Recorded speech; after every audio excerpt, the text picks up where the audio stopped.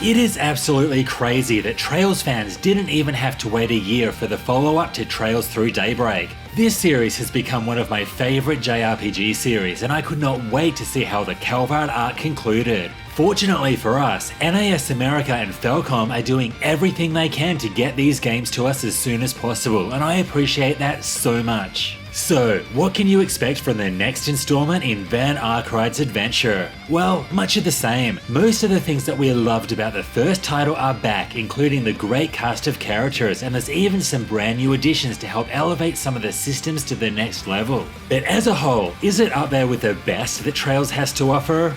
Well, take a seat, we have a lot to talk about. Before we get into the review, it would help me out a lot to hit that like button and sub for more JRPG and Trails content coming soon. I'd also like to thank the publishers for the review code, and all the footage that you see is from the PS5 version of the game. What are your thoughts on Trails Through Daybreak 2? Are you excited to jump right in? Let me know in the comments below. Alright, let's get into it.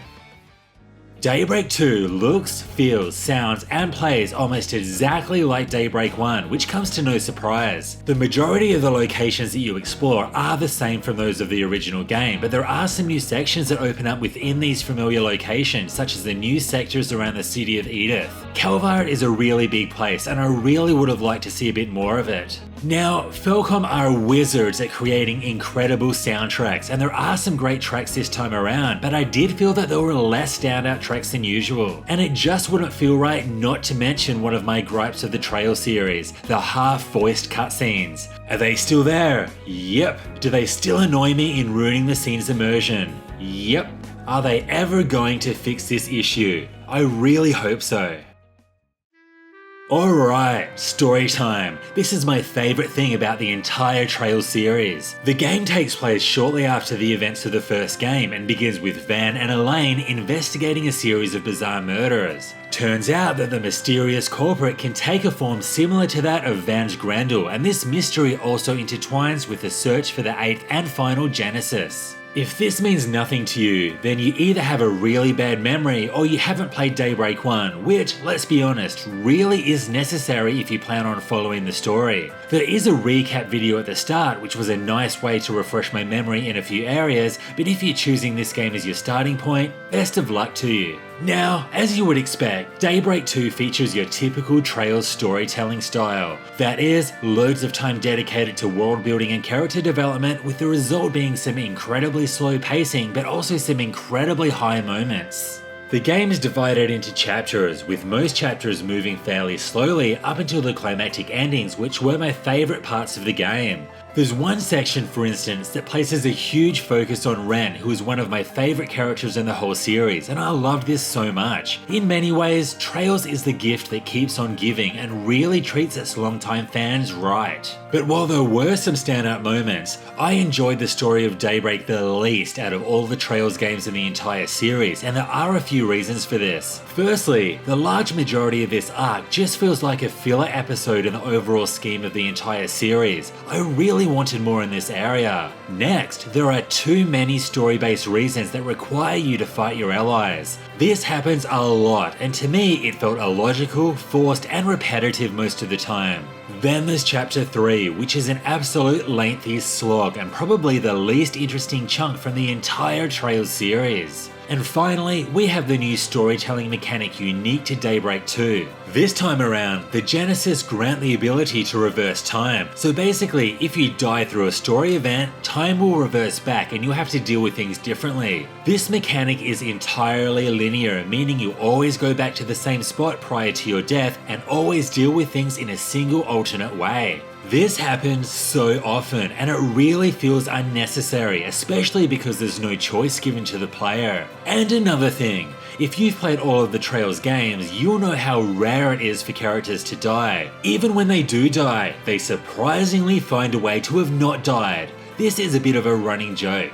Characters traditionally always seem to make their way out of seemingly deadly situations, usually through someone popping up to save the day at the last moment. In Daybreak 2, things are different, and I couldn't help but laugh at the fact that you or your party members die like 20 times through the story. I'm just saying that it's awfully convenient that my first 800 hours in the series saw 0 party members' story deaths, but now that I have the Genesis, my dudes just won't stop getting themselves killed. So, while the story is easily the weakest part of the game, at least the characters made it not so bad. I really loved Daybreak's cast, and seeing them all again was one of the highlights of the game.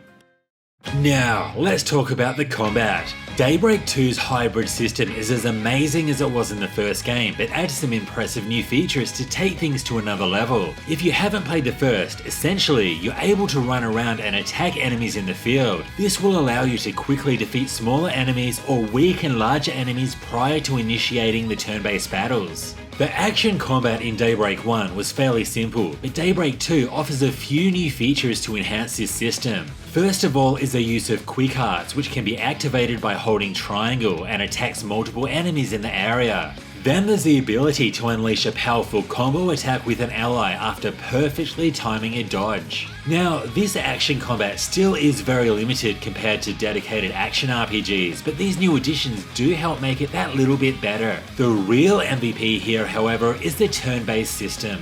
It was incredible in Daybreak 1, and this time it's much the same, but with a few new additions. First of all is the redesigned turn order up the top of the screen, allowing you to see whose turn it is next. You know, like every other turn order in the world, minus Daybreak 1, which was a confusing mess.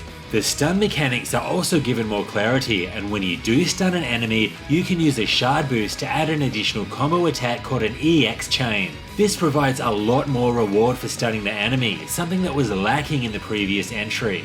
Everything else is pretty much the same, and this results in a truly sensational turn-based system, which is the best the series has seen. I mean, I don't think there's another game out there with such a huge range of amazing looking animations for attacks. Some of these are just so ass-kickingly over the top, and I loved every second of it.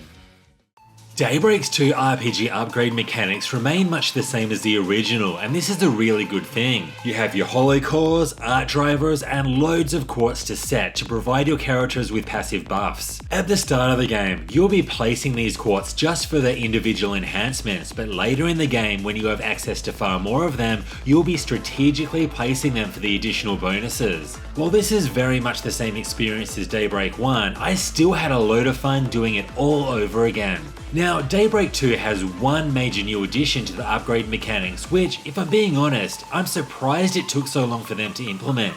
I'm talking about the ability to upgrade a character's specific crafts. You are able to spend a character's skill stones to individually upgrade each of their crafts. You can see exactly what you're increasing to, and this includes things like its power, its delay time, and its recovery amount. Now, these skill stones can be acquired through Daybreak 2's major new optional feature, the Marchen Garten. This is a virtual reality system with different dungeons unlocking as you progress through the story. As this is a digital realm, all characters can be utilized here regardless of their location in the real world, and this was really cool.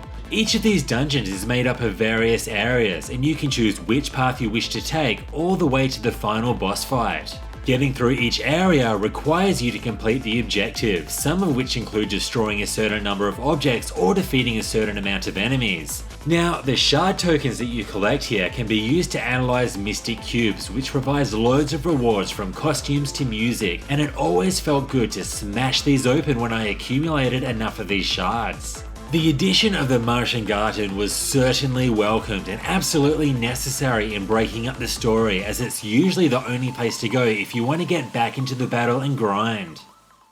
Something that the Trails series has always focused on is their elaborate side quests. Some of these can be really awesome, telling great side stories, while others are worse than watching paint dry. Daybreak 2 presents the same sort of side quest, but with a few new gameplay additions that help vary them a little bit more. Like before, some side quests require you to choose an outcome which alters your alignment of law, grey or chaos, while others require you to defeat some enemies. The new mechanics here include a stealth system which pops up when you need to follow a target, and a shard search system which helps Van and his party investigate cases. Now, one thing that really disappointed me about Daybreak, especially after playing Reverie, was the lack of minigames, and I was happy to see Daybreak 2 bounce back a little bit in this area. The fishing mechanics have greatly improved and actually require some input timing to reel them in, however, this was never very difficult. There's also the 7 Hearts card game and a hacking minigame that pops up at certain points of the game. Then there's the basketball minigame. I haven't played basketball as a minigame since FF7 and I was so excited to give it a go. Too bad it was incredibly easy, limited and very underwhelming. They absolutely airballed this attempt.